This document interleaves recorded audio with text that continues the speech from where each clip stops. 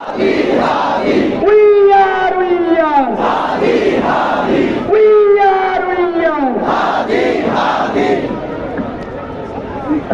আলাইকুম জনতা। আজকে আমরা এখানে একত্রিত হয়েছি একমাত্র হাদি ভাইয়ের খুনির বিচারের জন্য।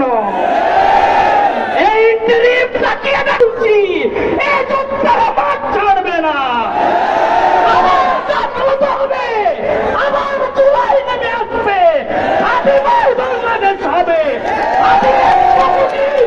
কোটি কোটি হাদি বাংলাদেশে উপস্থিত হবে।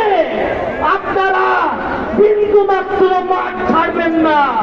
বিচার না পাওয়া পর্যন্ত আমরা বিভক্তবাদকে এনেছেন, আল্লাহর কসম হুঁশিয়ার হয়ে যান। না হয় গতকালকের যে সমস্ত দৃশ্য দেখেছেন এরপরেও যদি সাবধান না হন আপনাদের কিন্তু আব্দুল্লাহ বিন নাজ ভাই, আমরা সবাই সম্মিলিতভাবে এখন স্লোগান ধরবো, দিল্লি না ঢাকা, দিল্লি না ঢাকা,